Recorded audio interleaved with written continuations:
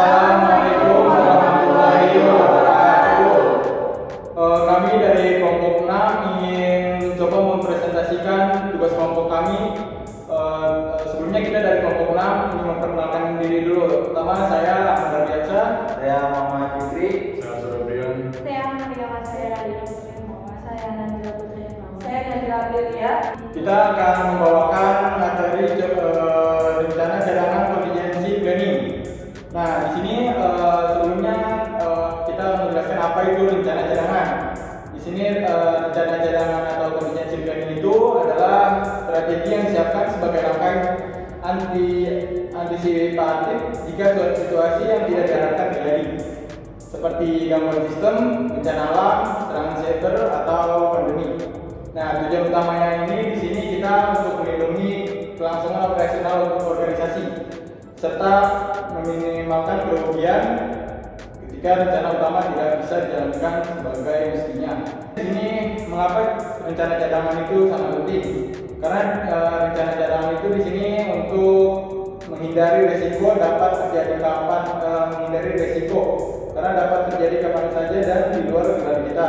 Selanjutnya kerugian bisa kita alami, maka dari itu bisa ditekankan jika kita memiliki skenario alternatif.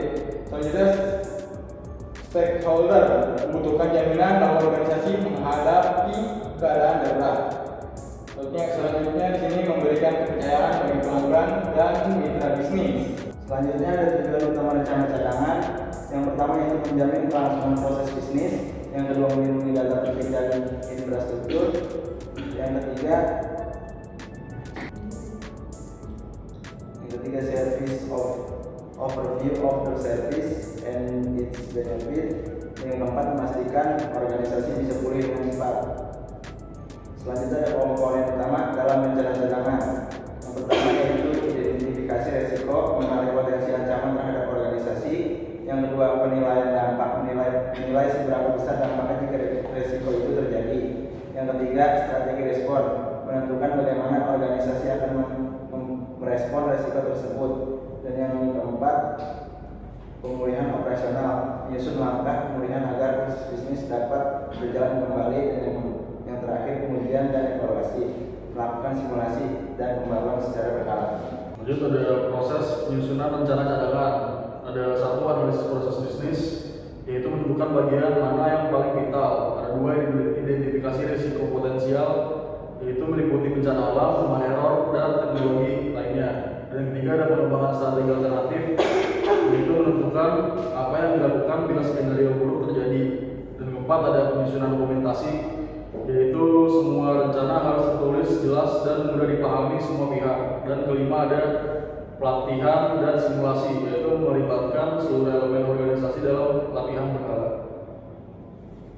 Selanjutnya ada jenis-jenis rancangan. Yang pertama jenis rancangannya yaitu Disaster Recovery Plan DRP, fokus pada pemulihan sistem teknologi informasi.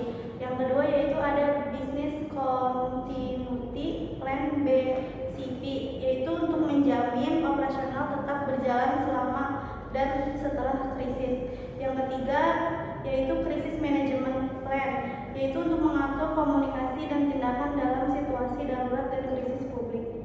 Selanjutnya ada contoh kasus, sebuah perusahaan e-commerce mengalami gangguan pada server utama selama 8 jam karena serangan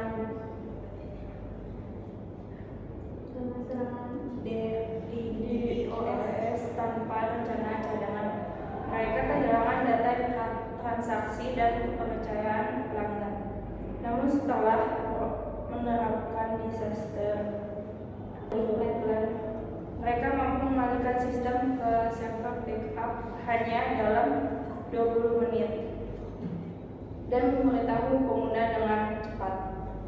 Pertama dalam implementasi, yang pertama kurangnya kesadaran atau komitmen manajemen. Yang kedua biaya investasi awal untuk backup sistem dan pelatihan. Yang ketiga tidak adanya pembaruan terhadap dokumen rencana. Yang keempat minimnya koordinasi antara unit atau divisi saat terjadi krisis. Kesimpulan, rencana cadangan bukan hanya dokumen pelengkap. Ini bagian penting dari strategi organisasi dalam menghadapi ketidakpastian. Dengan organisasi dapat tetap berjalan meski dalam situasi kritis. Contingency planning menunjukkan profesionalisme, kesiapan, dan kepedulian terhadap kesinambungan pelayanan. Karena itu, setiap organisasi sebaiknya mulai merencanakan sejak sekarang, bukan saat kritis sudah terjadi. Ya, mungkin cukup sekian presentasi dari kami.